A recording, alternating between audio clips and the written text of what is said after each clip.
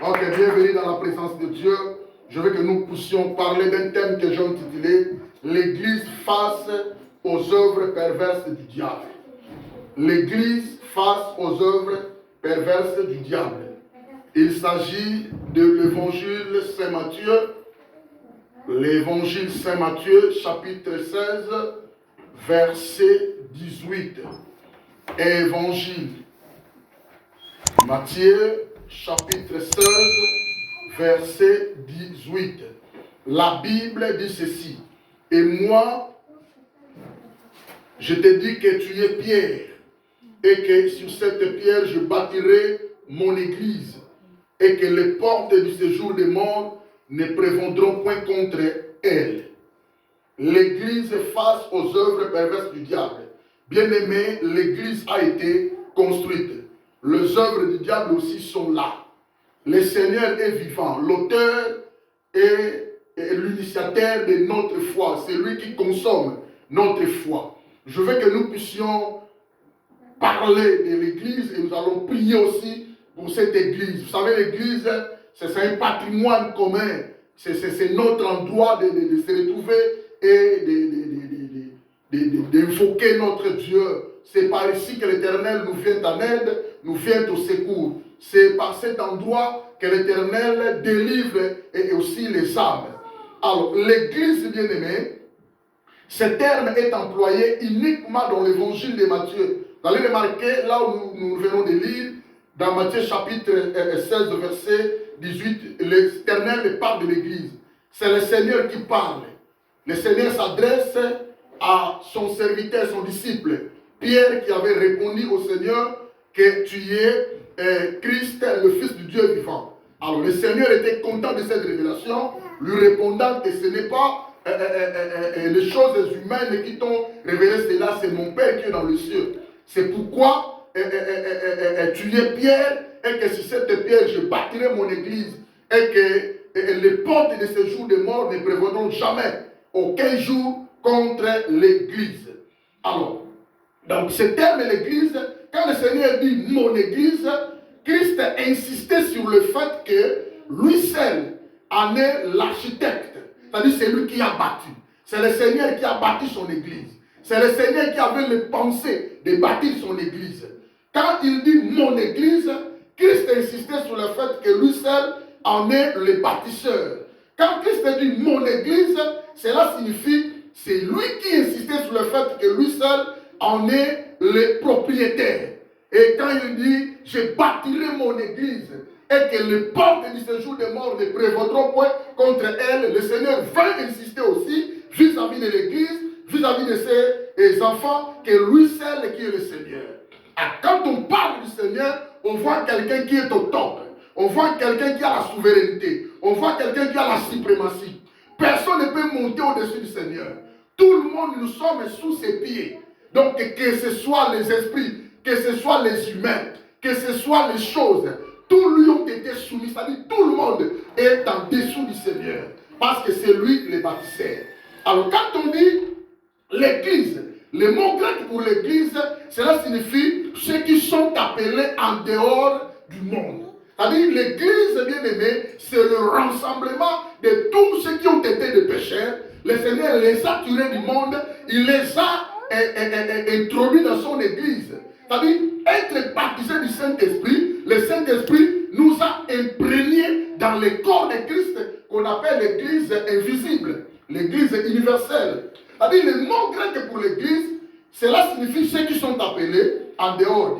Alors, depuis le début de l'histoire de la rédemption, vous allez remarquer, quand on parle de l'église, beaucoup de gens n'ont pas la connaissance de l'église. Beaucoup de gens négligent l'église. Beaucoup de gens bien aimés s'en foutent de l'église. Beaucoup de gens, donc quand ils entendent parler de l'église, directement ils voient ces pasteurs-là, ces églises-là, parce qu'ils ne savent pas à quoi l'église. Qu'est-ce que l'église? Bien aimé, l'église a de la valeur aux yeux de Dieu. L'église, c'est l'objet d'affection de Dieu. Si Dieu veut créer des choses sur la terre, Dieu va chercher un canal par lequel il va descendre. Pour se faire révéler, c'est par le canal de l'église. Si Dieu veut bénir un pays, dans un pays où il y a des églises vraies, des véritables églises, des églises qui prêchent la vraie parole bien-aimée, C'est par ces églises-là que le Seigneur peut faire son canal pour pouvoir bénir l'église. Alors vous allez remarquer, bien aimés, dans des pays où il n'y a pas des églises vraies, vous allez remarquer des choses terribles qui passent dans des pays-là. Il y a des tremblements de terre terribles, il y a des tsunamis terribles, il y a des incendies terribles. Mais vous allez remarquer, à essayer de voir les pays dont il y a de vraies églises qui confessent le Seigneur. Vous allez remarquer, il y a des choses qui arrivent, mais le Seigneur apaise quand même. C'est très important pour nous. Donc depuis le début de l'histoire de la rédemption, c'est-à-dire que le Seigneur avait besoin de racheter l'homme. Parce que l'homme avait perdu la présence de Dieu au jardin d'Éden. L'homme avait perdu son innocence dans le jardin d'Éden. Alors Dieu voulait maintenant faire la rédemption de l'homme. C'est-à-dire racheter l'homme. C'est-à-dire délivrer l'homme des péchés. Afin que l'homme revienne de l'appartenance de Dieu. Parce que l'homme appartenait de Dieu. L'homme obéissait à Dieu. L'homme était sous le pouvoir de Dieu. Mais quand l'ennemi est venu tromper l'homme, c'est-à-dire l'homme a écouté l'ennemi. Là maintenant, l'homme s'est révélé devant Dieu. Dieu a cherché des voies et moyens pour pouvoir faire la rédemption. Depuis ce temps-là, Dieu maintenant rassemble ceux qui sont élus par grâce. Cependant, l'église unique qu'il avait promis de construire, commençant maintenant à la Pentecôte avec la venue du Saint-Esprit. Le Saint-Esprit était descendu sur la terre. Dans l'ancienne alliance, le Saint-Esprit était là, mais il n'était pas en permanence. Et puis le Saint-Esprit venait entrer dans l'homme quand l'homme faisait des actions. Après des actions, le Saint-Esprit quitte. Samson, bien-aimé, était revêtu du Saint-Esprit de moment d'autre quand il faisait des oracles, quand il faisait des prodiges. Avec la force qu'il avait, bien-aimé, c'était grâce au Saint-Esprit. Mais après action, le Saint-Esprit est parti. David, pour tuer Goliath, bien-aimé, c'était grâce au Saint-Esprit. Après l'action de tuer Goliath, le Saint-Esprit est parti. Prophète Élie, bien-aimé, pour pouvoir prier et que le feu tombe du ciel, bien-aimé, c'était grâce au Saint-Esprit. Le Saint-Esprit fait son action, après cela, le Saint-Esprit est parti. Mais gloire soit rendue à Dieu, Dieu a voulu que le Saint-Esprit puisse venir faire son habitation sur la terre, mais dans les canaux de la vie de quelqu'un. C'est pourquoi les enfants de Dieu sont des habitations, sont des véhicules, sont des personnes qui portent Dieu. C'est le Saint-Esprit. Donc ça dit, l'église unique qu'il avait promis de construire commença à la Pentecôte avec la venue du Saint-Esprit, par lequel le Seigneur baptisa les croyants pour qu'ils forment son corps qui est l'église. Et quand on parle de l'église bien-aimée, c'est une chose de valeur vis-à-vis de Dieu. Quand on parle de l'église bien-aimée, c'est l'objet d'intimité et d'affection de Dieu vis-à-vis de l'homme. Nous devons valoriser l'église. Nous devons chercher les valeurs éternelles de l'église et le mettre en pratique. C'est très important. Nous devons bien aimer faire l'effort de pouvoir bâtir l'église spirituellement, les construire et les faire épanouir. L'église doit s'épanouir. L'église doit aller en avant. L'église doit prêcher l'évangile. L'église doit chercher des âmes. C'est ça la valeur de l'église. L'église doit sauver des âmes. C'est pourquoi nous faisons des délivrances.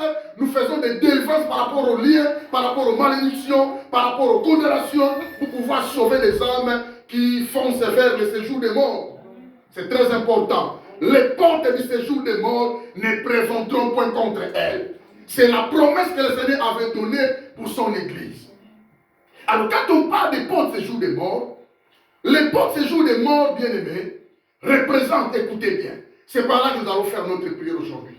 Les portes du séjour des morts représentent Satan et tous les mal qui dans le monde s'efforcent de détruire l'église de Jésus-Christ. Je reprends. Quand on parle des portes du séjour des morts, plusieurs portes, les portes du séjour des morts. Quand on parle du séjour des morts, cela signifie la demeure du silence. Cela signifie un endroit qu'on amène des gens qui sont morts. Alors, la mort, c'est Satan. La mort, c'est le péché. Parce que lui, l'initiateur de toutes choses. Dieu a créé l'homme pour vivre éternellement. Mais tellement il a été rusé, il a de mauvaises pensées, il a cherché des voies et moyens pour pouvoir écarter l'homme dans le droit chemin. Gloire soit rendue à Dieu. Le Seigneur était venu lui-même dans sa première venue pour pouvoir sauver l'humanité qui a été déchue. Alors, les portes de séjour des morts représentent Satan et tout le mal que tu connais dans ce monde. Tout le mal, n'écarte aucun mal, bien-aimé. Tout le mal que tu connais dans ce monde, cela représente Satan. Et ce mal-là avec Satan, c'est ce qu'on appelle les œuvres perverses du Satan, du diable. C'est force, bien-aimé, de détruire l'Église, de saccager l'Église, que l'Église n'existe pas. Les gens ne veulent pas que l'Église existe. Les démons n'aiment pas l'Église. Satan n'aime pas l'Église. Alors quand on parle de l'Église, on parle des enfants de Dieu. Satan n'aime pas des enfants de Dieu qui sont vraiment des justes. Satan n'aime pas des enfants de Dieu qui craignent Dieu. C'est pourquoi vous allez remarquer, Satan et les démons cherchent des voies et moyens pour pouvoir détruire l'Église. Satan n'aime pas qu'il y ait des hommes de Dieu qui sont en paix et en unité. Satan n'aime pas les enfants de Dieu qui vivent dans une communion fraternelle et dans la paix. C'est pourquoi il cherche les voies et moyens de pouvoir détruire toute l'unité bien-aimée et toute évocation de l'unité, toute tranquillité, tout calme, là où il y a des enfants de Dieu. C'est ça les œuvres perverses de l'ennemi. Satan cherche à diviser bien-aimé. Moi, quand j'étais à Angola, j'ai travaillé avec beaucoup de gens. Dans notre église, à part mon père spirituel, on était 12 serviteurs. Je vous dis bien 12 serviteurs. Toi, tu attends seulement ton tour. Le jour où tu vas faire la modération, le jour où tu vas prêcher. Il n'y avait pas de problème. Je vous dis bien 12 pasteurs, on était là. Des fils d'un père. Père Saint, il est là. Personne ne listait, personne n'écoutait, personne ne minimisait. On était là, on travaille. Et l'église faisait que s'épanouir. L'église faisait que progresser. Alors, les hommes de Dieu s'occupaient des départements. Il y a des servantes de Dieu qui s'occupaient du département des mamans.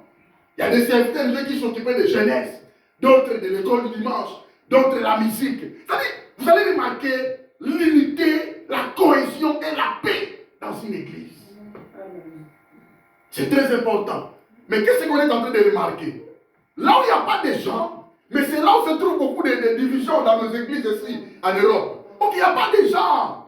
Il n'y a pas de gens. Pourquoi ne pas travailler ensemble? Le problème est que qui va libérer? Le problème est que toi, tu n'as pas la connaissance. Le problème est que toi, tu es venu, nous, on a commencé. Ce n'est pas ça l'église.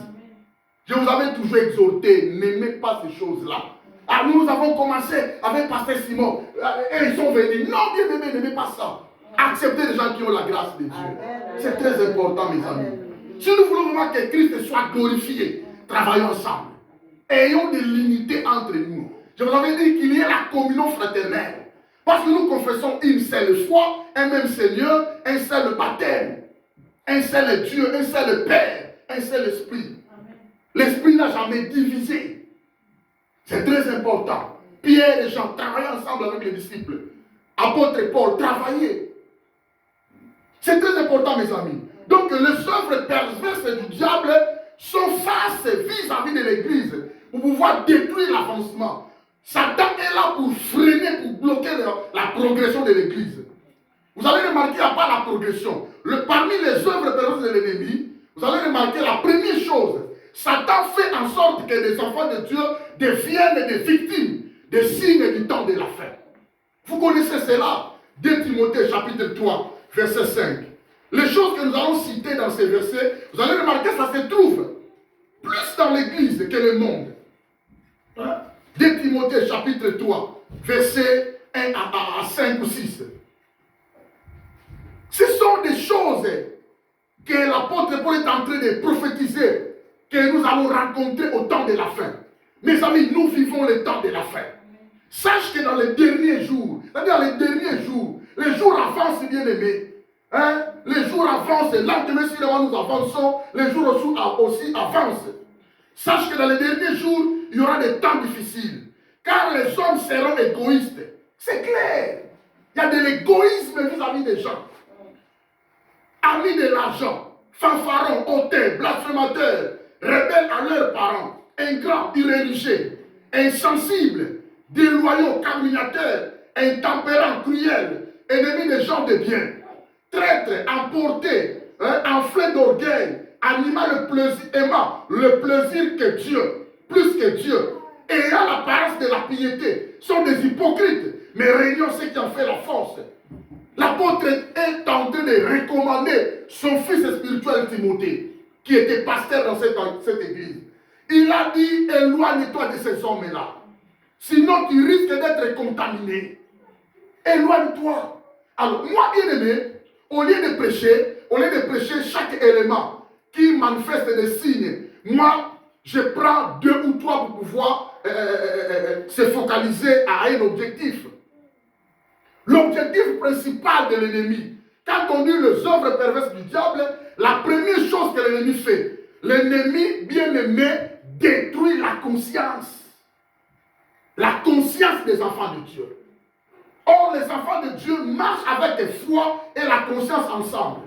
Il a dit à Timothée dans 1 Timothée 1, 18-19, combat les bons combats en gardant la foi et une bonne conscience.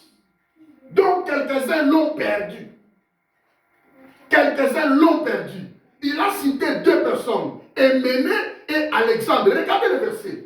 Ces 2 gens-là faisaient blasphémer la parole, faisaient sortir les gens par rapport à la vraie vérité de la parole. C'est-à-dire, quand la conscience de l'homme est flétrie, quand la conscience de l'homme est souillée, l'homme oublie vite que Dieu existe. L'homme oublie vite que j'adore le vrai Dieu. L'homme oublie vite que ce que je suis en train de faire, je suis en train de servir Satan au compte de Dieu. Il y a des gens qui servent Satan. Il est certain de Dieu. Il est pasteur. Il craint Dieu. Mais c'est ses agissements. Ce ne sont pas les agissements de Dieu. Ce ne sont pas les agissements d'un vrai serviteur, d'un bon enfant de Dieu. Les idées sont bonnes. Mais la manière dont il amène ces idées-là ne sont pas bien. Et quelqu'un me comprend? C'est-à-dire, tout ça, la première chose bien aimée, c'est la conscience qui est souillée, la conscience qui est flétrie, la conscience qui est venue mauvaise. La foi et la bonne conscience marchent ensemble. Tu ne peux pas me dire que j'ai la foi mais tu n'as pas la conscience. Non. La conscience, c'est un témoignage de ton esprit. La conscience, c'est l'alarme qui sonne pour pouvoir discerner, ça c'est bien, ça c'est mauvais. Vous allez remarquer, bien aimé, c'est ça. Quand il détruit la conscience, maintenant l'homme viendra maintenant, ce que nous allons voir ici, insensible. Insensible au verset 3. Insensible. Il y aura de l'insensibilité. Les gens ne sont pas sensibles dans la présence de Dieu. Pourquoi? Parce que leurs consciences sont flétries, sont souillées. L'homme ne parvient pas à discerner, ça c'est bien, ça c'est mauvais. Carrément, je te dirais que ces gens-là n'ont pas eu la foi. Ils avaient de la foi par futilité, la foi par formalité. Un enfant de Dieu qui a la foi, la vraie foi en Dieu, sa foi marche ensemble avec conscience. Amen.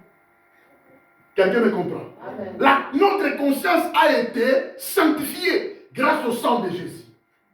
Mais quand quelqu'un commence à manifester l'insensibilité, des loyaux, il n'y a pas de la loyauté, la vérité, l'intégrité, la droiture. Il n'y a pas la crainte de Dieu. Comprends bien que celui-ci, sa conscience est souillée. L'église, la conscience est souillée, mes amis. Quand la conscience est souillée, petit à petit, vous allez remarquer quoi? Là, le blasphème. Le blasphème va commencer maintenant à sortir. Mais celui-ci, il était pasteur, non? C'est la même personne qui va commencer à injurier les pasteurs. C'est la même personne qui va commencer à injurier les églises. Mais bon, mais toi tu étais pasteur, non? Mais toi tu prêchais la parole de Dieu, non? Mais toi tu chantais, non? Toi tu jouais dans l'orchestre. Je t'avais vu un jour. Ah, ces églises-là. Ah, on ne savait pas. Ah, on avait oublié. On a choisi notre chemin. Comprends bien que la conscience est suivie. Ce qui fait défaut dans l'église. Quand maintenant on va commencer à blasphémer, bien aimé, il va maintenant commencer à attrister le Saint-Esprit. Au celui qui attriste le Saint-Esprit, c'est impossible d'avoir la foi en Dieu. C'est le Saint-Esprit qui est Dieu. Mais tu lui attristes. Mais ta foi, tu dis, j'ai la foi en Dieu. Mais non. Quand elle va comprendre que celui-ci, la conscience est déjà assumée. La première œuvre de l'ennemi, c'est ça. Il va détruire la conscience. Quand la conscience est détruite, l'homme entre dans les sensibilités. Quand l'homme entre dans les sensibilités, il n'y a pas de la vérité. Il va devenir maintenant déloyaux. Quand il y a la déloyauté bien élevée, l'homme maintenant va commencer à blasphémer. Quand l'homme blasphème, bien aimé, là déjà compté sur les naufrages personne de son âme. C'est-à-dire qu'il abandonne lentement la foi en Dieu. Et quelqu'un me comprend? Amen. Quand quelqu'un abandonne la foi, même s'il a la conscience, non, ces deux choses marchent de pair. Il peut pas me dire que je suis conscient, mais la foi maintenant. En gardant la foi et une bonne conscience. C'est ça la raison. La raison, bien aimé, d'être un enfant de Dieu. Alors, je dirais à quelqu'un que le Saint-Esprit ne peut pas t'accorder une fonction. D'accomplir une fonction sans la bonne conscience. Amen. Par la conscience, si elle est violée, bien aimé, tout est gâché dans la vie d'un enfant de Dieu. Tu ne peux pas violer ta conscience. Donc on est en train d'attrister le Saint-Esprit lentement et sérieusement, sans le savoir. Alors l'Église, nous devons veiller à cela. Les œuvres perverses du diable. L'Église est en face. L'Église est en face des œuvres perverses du diable. La première chose que le diable détruit dans la vie des enfants de Dieu, parce que l'Église n'est pas ces bâtiments. L'Église, c'est le rassemblement de ceux qui ont été rachetés. C'est toi, c'est moi, c'est elle, c'est lui, c'est nous tous. Alors l'Église, c'est notre patrimoine commun. L'Église, c'est pour nous tous. L'Église ne appartient pas au pasteur Simon. Écoutez, l'Église, c'est pour nous tous. L'Église appartient à toi, appartient à moi, appartient à lui. L'Église, c'est l'Église du Seigneur. Si quelqu'un veut faire de l'Église de son Église, il va quitter l'Église. Là, vous allez souffrir. Quitte directement. Alors, les portes de séjour des morts comprend qu'elle représente Satan et tout le mal qui s'efforce à détruire, à saccager, à effacer même l'Église, que l'Église n'existe pas dans le monde, que l'Église n'existe même pas localement. C'est ça, la pensée de l'ennemi. Et nous devons prier pour ça. L'Église bien-aimée est une armée impliquée avec des conflits. Parce que l'ennemi est encharné. L'ennemi est rusé. Il cherche des voies pour pouvoir détruire l'Église. C'est pourquoi l'Église a besoin des intercesseurs. L'intercesseur, c'est toi, c'est moi. Nous devons prier pour l'Église. N'oubliez pas, quand on prie, on doit prier aussi pour les hommes de Dieu de la ville. On doit prier aussi pour les églises que nous connaissons. Il y a des églises chez Pasteur Gilbert. On doit prier, bien aimé. Il a ses combats, lui, dans cette église-là. Pasteur Manou a ses combats. Évangile Annie a commencé. Il a ce combat. Là, au Pentecôte, bien aimé, il y a l'église. Il y a des combats. L'église est combattue. La vraie église qui prêche l'évangile. Tu dois être l'intercesseur et prier pour l'église. Ne dis pas que nous prions chez Pasteur Simon. Ils vont prier. Non, priez bien, mais prends le temps de prier pour l'église. On doit intercéder. Parce que la ville doit être bâtie, la ville pour Christ. Metz est pour Christ. La France, c'est pour Christ, bien aimé. Grâce à tes prières, le Seigneur est en train d'apaiser quand même. Sinon, il y a le châtiment de ces pays, mais ils ont intercédé. Le Seigneur est en train d'apaiser le châtiment. Tu dois comprendre ça. Alors, les portes de séjour des morts. Quand on dit les portes de séjour des morts, ce que veut dire, c'est qu'en dépit des efforts les plus encharnés de Satan, de l'apostasie qui se manifestera parmi les croyants, des églises qui deviendront tièdes. La pensée seconde de l'ennemi veut faire pénétrer. Quand la conscience est flouée, il y aura maintenant l'apostasie personnelle d'abord. Parce que tout le monde ne partira pas une fois pour toutes. Car on est parti, l'église est détruite. Non. Vous allez remarquer, tu vas suivre quelqu'un, il ne prie pas. Ça dit comprendre que c'est un naufrage personnel. On appelle ça l'apostasie personnelle. Jusqu'à ce que les gens quittent.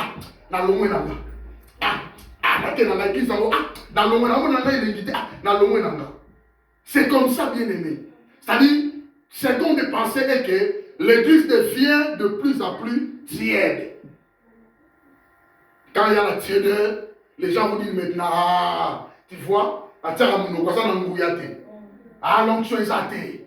Donc, il y a des parce qu'il y a l'onction. Or, ils n'ont pas la connaissance de la parole de Dieu. C'est eux qui n'ont pas la connaissance de la parole de Dieu. Parce que les gens pensent que l'onction, pourquoi ça va. Les gens pensent que l'onction, pour gagner à la terre. Les gens pensent que l'onction est mouillée ma casse. Non, pas ça. L'onction, c'est le Saint-Esprit qui parle, qui enseigne la vraie parole. Donc quand l'église vient, tiens maintenant, Satan est content, l'église est tiens, les gens vont maintenant commencer à quitter. Alors, ça dit, par sa grâce souveraine, le Seigneur, l'église ne sera pas détruite. Parce que l'église, le Seigneur manifeste sa sagesse, sa souveraineté, sa sagesse et sa puissance pour pouvoir garder l'église. Alors, un reste des croyants et l'église qui, tout au long de l'histoire, à la rédemption, demeureront fidèles à l'évangile de Christ et des apôtres. Voilà, quand on dit les portes de séjour des morts, troisième raison, le séjour des morts est le lieu de châtiment pour les esprits de non-croyants. En réalité, le lieu des morts, c'est un lieu de châtiment pour les esprits de non-croyants décédés qui entrent au moment de la mort. Ainsi, cette expression est un hébraïque qui désigne la mort, même la mort, l'âme suprême de Satan. C'est la mort. C'est très important, mes amis. Alors, il y a deux armes pour pouvoir combattre contre les œuvres. Il y a plusieurs œuvres. Je n'ai pas le temps de citer ça. Mais comprends que la première œuvre perverse, c'est détruire d'abord la conscience. Parce que c'est la conscience qui fait l'homme.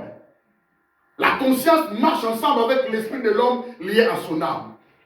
La conscience, c'est un témoignage de l'homme par rapport à son esprit. La conscience, c'est un téléviseur de l'homme qui dit à l'homme que ça c'est bien, ça c'est mal. Ça ne fait pas. Si tu es en train de calomnier, ne fais pas. Non, ça c'est bien.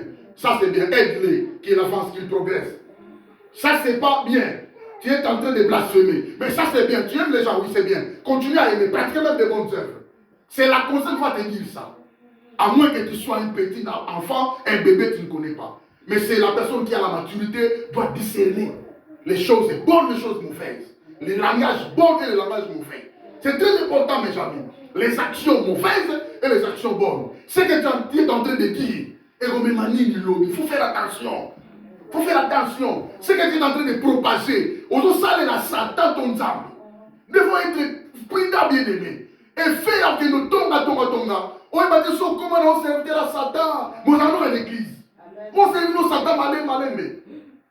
Il y a des hommes de Dieu, nous savons, Fabien, ça a témoigné, je vais passer à la dame, malin, Satan est baraté. Parce que les gens n'ont pas la connaissance de la parole. Il faut vraiment, au calme la on va comprendre de l'Iloba. Ce que tu es en train de faire, on va mettre la soupe à papa. Et les lignes. Parce que nous avons un témoignage à serviteur. Il faut perdre, il ne pas perdre. Et c'est moi-là, il y a Satan. Et c'est moi Satan. On devrait être des serviteurs de Dieu. Mais par la manque de bonne conscience, nous devons quand dans ça,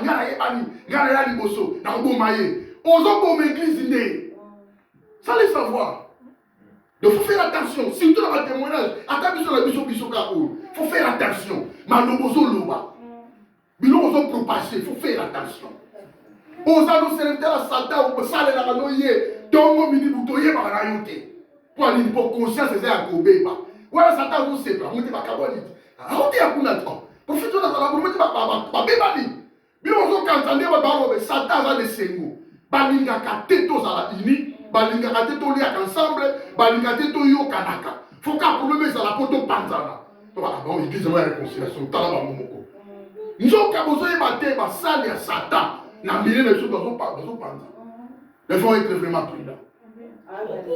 C'est pourquoi on a parlé de sagesse. Le Seigneur veut que son église s'épanouisse par sa souveraineté, par sa sagesse et sa puissance. Tu peux avoir la connaissance, mais sans la sagesse, c'est zéro. Tu vas avoir l'intelligence, sans sagesse, c'est zéro.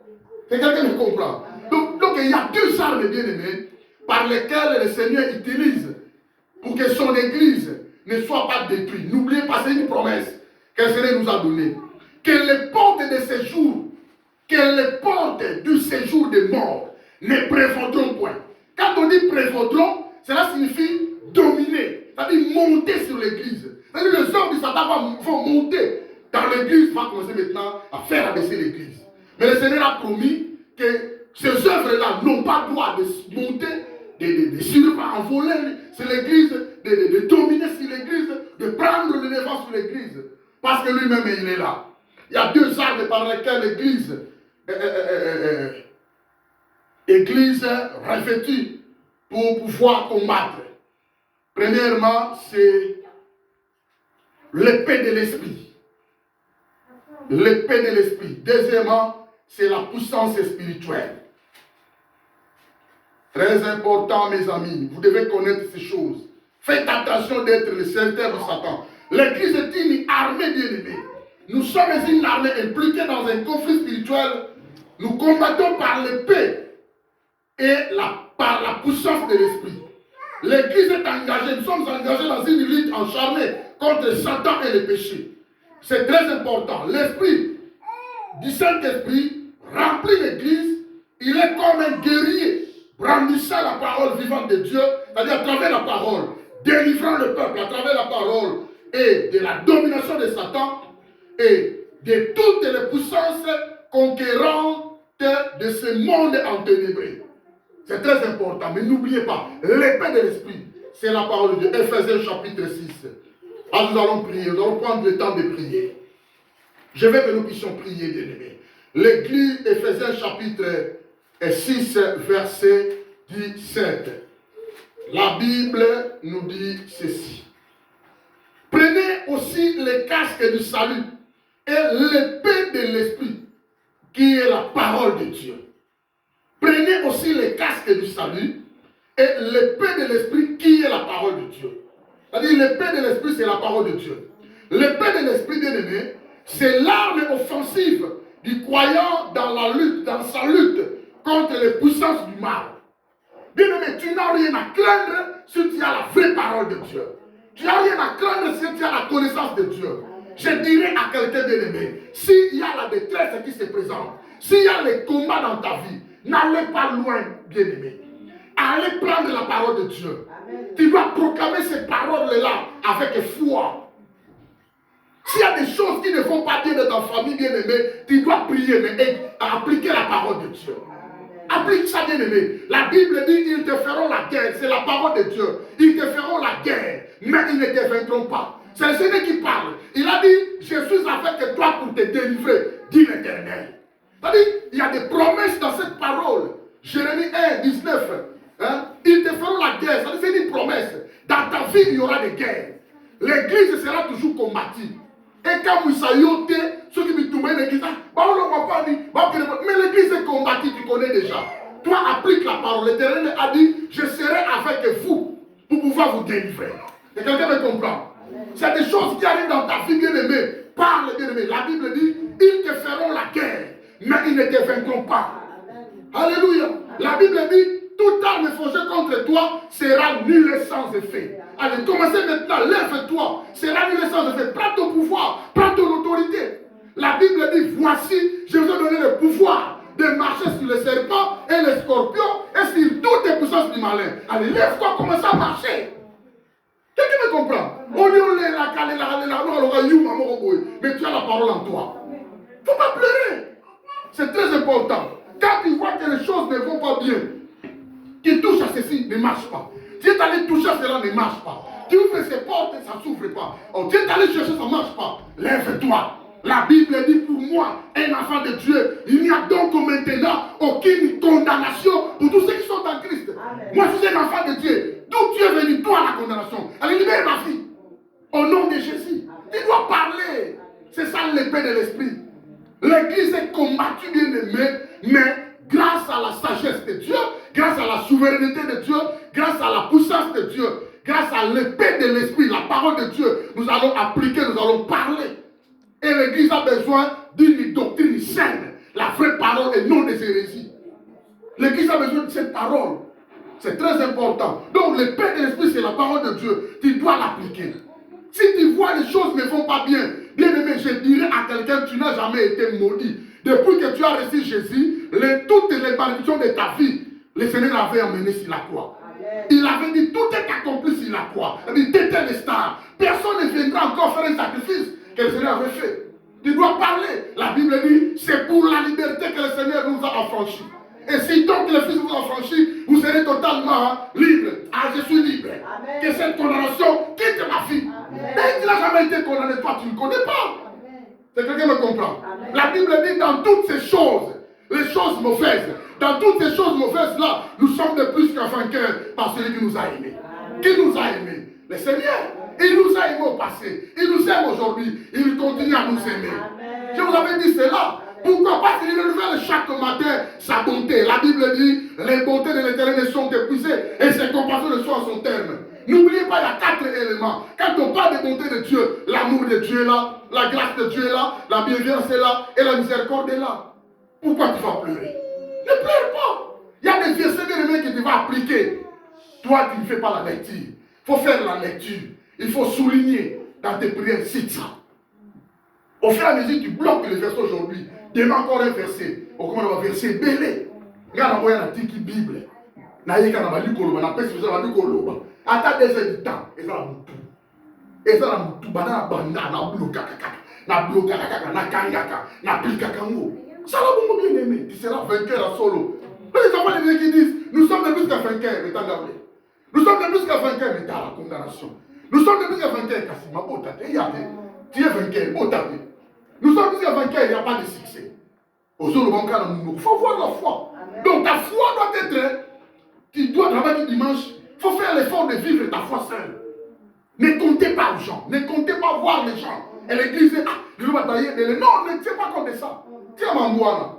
Dieu n'aime pas comme ça. Tu dois vivre ta foi seule. Seul alors. Fais l'effort de oyer par conscience de dans une foi totale. Je vous avais dit, Dieu compte les foi. Dieu calcule les foi. Quand ta foi passe par le feu, et si qui les a prouvé, t'es 0. Il y a beaucoup de gens, on a 1,5 sur 20 par rapport à la cotation foi dans le mot. Bon, donc, qu'est-ce qu'on a la sanctification sur 20? On appelle 0 sur 20. Pas mal de gens embêtés. Il y a pas de gens embêtés. Bon, vous avez dans la foi. Bon, quand Dieu compte maintenant l'obéissance, est-ce qu'on obéit? T'as l'obéissance, les services combien? Oh, ça en a 1. Mais les gens comme ça, alors qu'on n'est pas en Bolivie, ça ne tient pas. Je vous dis, mais Dieu compte ça. Fais l'effort, Makambo, Simbambo. Et deuxième élément, deuxième arme, c'est la puissance de l'esprit. La puissance de Dieu est forte, mes amis. La puissance de Dieu est grande. Souvenez-vous, c'est la puissance de Dieu qui a partagé la mer Rouge. Souvenez-vous, c'est la puissance de Dieu qui a fait descendre le feu dans mon Carmel avec le prophète Élie. Souvenez-vous, c'est la puissance de Dieu qui a soutenu David de pouvoir détruire et tuer Goliath. Bien aimé, c'est la puissance de Dieu qui te garde. C'est la puissance de Dieu qui te préserve. Cela est appliqué à l'intermédiaire de son Fils Jésus qui est en toi. Quelqu'un me comprend? Celui qui n'a pas le Saint-Esprit va bénéficier de la puissance sans embêter. Écoutez ce secret, c'est très important. Si tu veux que Dieu fasse des grands choses dans ta vie, il faut avoir la conscience, on dit ma raison de vie, c'est Dieu. Ma raison de réussite, c'est la puissance de ce Dieu-là qui est en moi. Surtout au récité. Au récité. Nous t'avons consulté bien aimé. Dieu a la puissance. La puissance qui ne s'abaisse jamais. Dieu dans sa puissance, la même puissance qu'il avait utilisée pour partager la mer rouge, c'est cette puissance qu'il a utilisée pour faire résister Christ d'entre les morts. C'est la même puissance que quand il s'agit de Jéricho. Nous t'avons sabi noter. C'est la même puissance bien aimée qui t'a moto dans son nom et Gomon Kuna, Basika. C'est la même puissance que Pessa Anna. Moi, on a 75 ans. Abraham, 100 ans. Usé des corps. Moi, même puissance.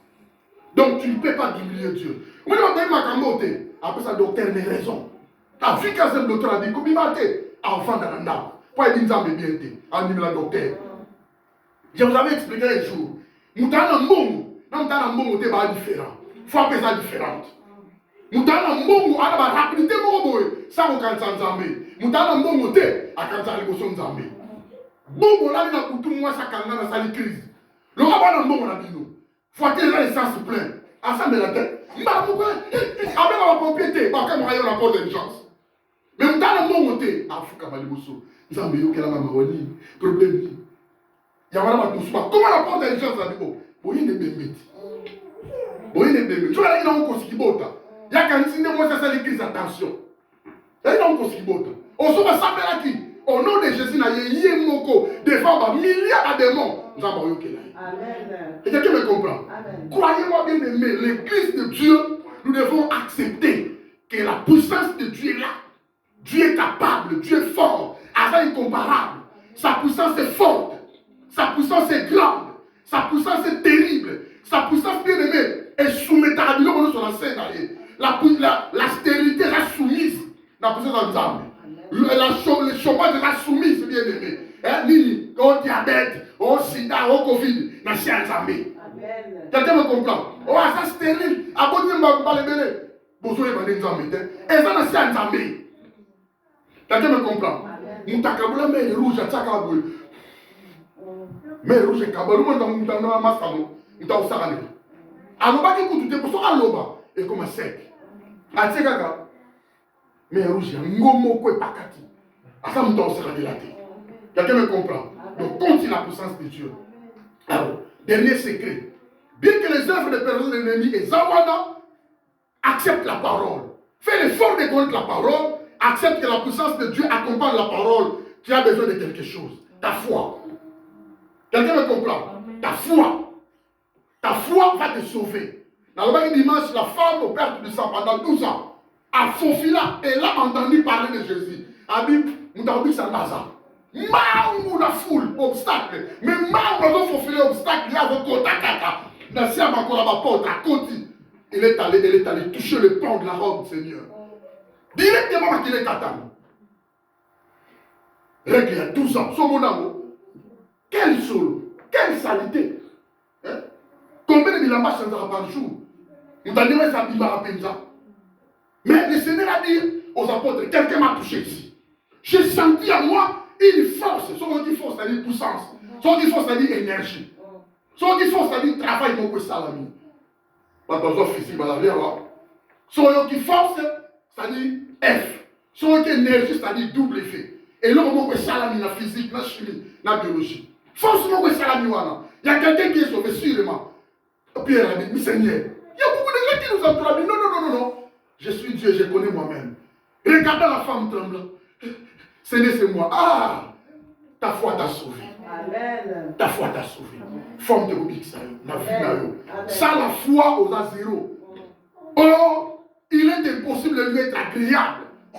Car celui qui s'approche de Dieu doit croire que Dieu existe. Et il est le récompenseur. Il est celui qui paye. Il est celui qui donne. Il est celui qui donne la solution. Il est celui qui récompense les gens qui ont la foi. Amen. Si tu as la foi, Dieu va te récompenser. Amen. Amen.